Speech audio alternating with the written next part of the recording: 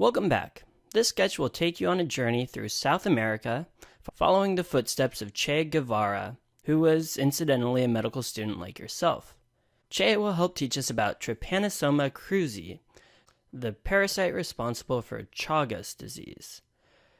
So Trypanosoma cruzi is a parasitic protozoan located predominantly in South America, like Che himself. But it can also be located in Central America, as Che was when he was on his motorcycle tour.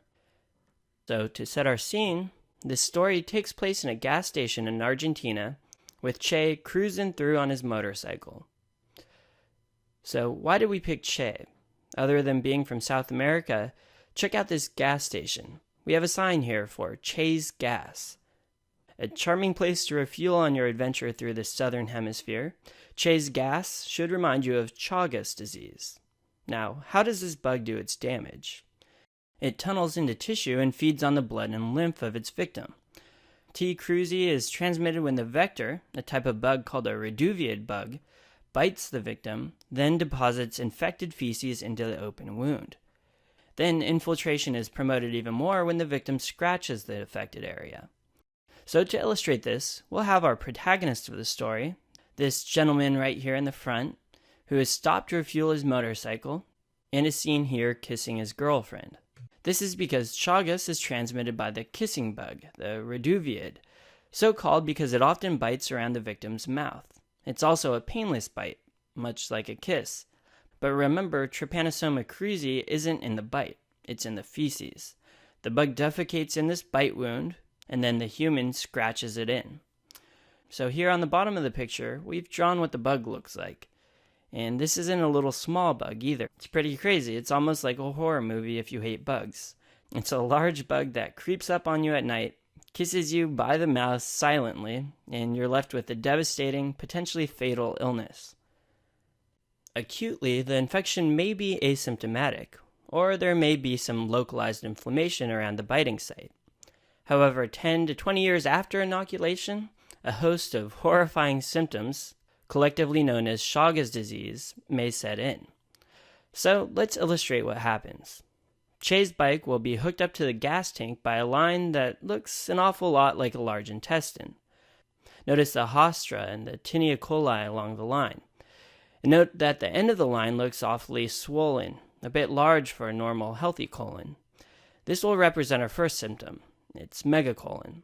The presentation of megacolon could be extreme constipation that would eventually require an abdominal x-ray, at which time you'd see a large bolus of poop stuck in the colon. Or alternatively, it could present as an acute abdomen from an already perfed colon. For our next symptom, look back at Che's bike. He'll be carrying a saddlebag, which incidentally is shaped like a large floppy heart. This represents the second symptom, dilated cardiomyopathy. Does this look familiar? If you're thinking of Coxsackie virus, you'd be right. It's great memory. We use this symbol then also. And dilated cardiomyopathy is what many patients with Chagas die from. So over here in the front of our illustration, we'll draw a snake, recently fed and happily sunning itself. Its throat is dilated as the meal travels down slowly. This snake represents megaesophagus, our last important symptom of Chagas. So remember megacolon, megaesophagus, and dilated cardiomyopathy. Chagas makes things dilated and massive. You should know that Trypanosoma cruzi is diagnosed by blood smear, which is used to visualize motile trypanosomes, but only during an active infection. We've illustrated this by having the gas line leak gas, which looks like blood. So this blood smeared on the ground is for blood smear.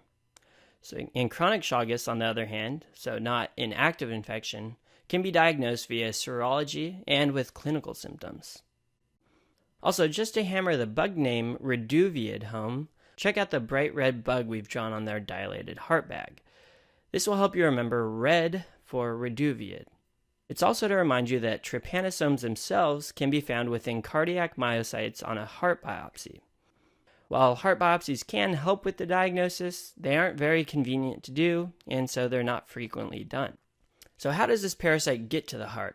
Well, we already talked about how it got into the bloodstream, but after it gets into the bloodstream, it actually burrows into the endocardium.